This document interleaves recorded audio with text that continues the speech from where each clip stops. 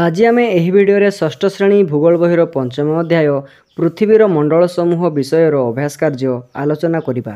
एक नंबरटी कही निम्नलिखित प्रश्नगुड़िकर उत्तर गोटे किंबा दुईटी वाक्य लेख। क नंबरटी कही पृथ्वी को केतोटी मंडल विभक्त करा जायछि ओ सेगुड़िक कौन कौन। आंसर पृथ्वी को 4 गोटी मंडल विभक्त करा जायछि। सेगुड़िक हला अश्ममंडल, वायुमंडल, बारीमंडल और जैवमंडल। तापर ख नंबरटी कही पृथ्वीर केउं केउं महादेश संपूर्ण भावे दक्षिण गोलार्धरे अवस्थित।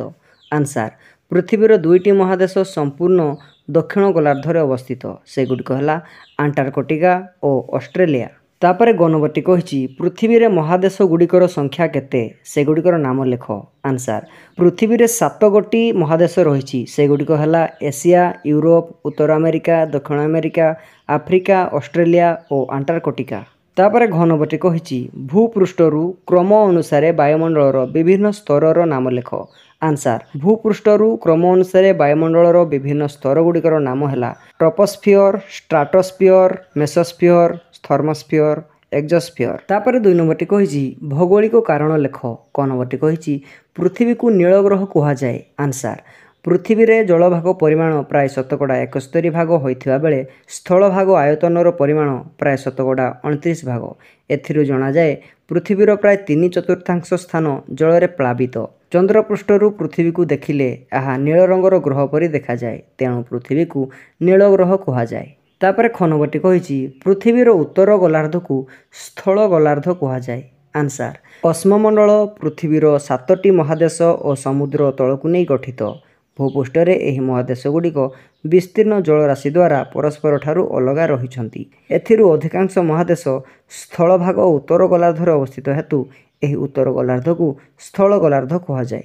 तापर ग नंबरटी कही जीवमानक पई जैवमंडल अत्यंत गुरुत्वपूर्ण। आंसर पृथ्वी पृष्ठरे थिबा जीवजंतु, वृक्षलता आदि को नहीं गठित जैवमंडलटी जीवजगतर धारण और पोषणकर्ता। प्राणी जगत बंचिबा खाइबा पई मुख्यतः वायु, जल और मृत्तिका उपर निर्भर करिथांती।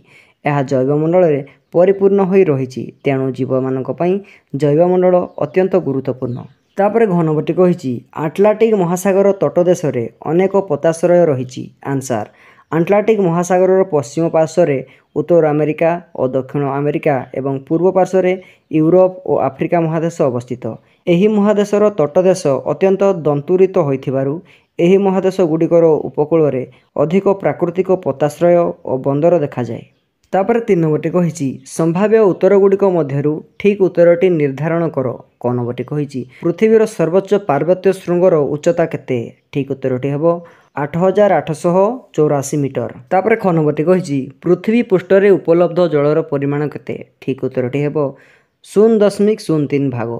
तापर ग नंबरटी कही भूपृष्ठरे थिबा स्थल भागर परिमाण केते, ठीक उत्तरटी हेबो 1/4। बही प्रश्न रे टिके त्रुटि रही। तापर घ नंबरटी कही वायुमंडल रे केउं बाष्पर परिमाण अधिक हेले भूगोलकीय तापमात्रार क्रमशः वृद्धि घटिताए। आंसर हेबो अंगारकाम्ल।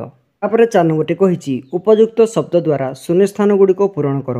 क नंबरटी हेबो पृथ्वीर गभीरतम खात मारियाना प्रशांत सागर रे अवस्थित। तापर ख नंबरटी हेबो गोटिए देश नाम रे नामित महासागरटीर नाम भारत महासागर। तापर ग नंबरटी हेबो पृथ्वीर बृहत्तम सागर प्रशांत महासागर अटे। तापर घ नंबरटी हेबो पृथ्वीर उच्चतम शृंग एवरेस्ट अटे। तापर 5 नंबरटी कही संक्षिप्त टिप्पणी लेख। क नंबरटी कही जलीय ग्रह। आंसर जलीय ग्रह पृथ्वीर जल भागर परिमाण प्राय 71% एवं स्थल भागर आयतनर परिमाण प्राय 69%।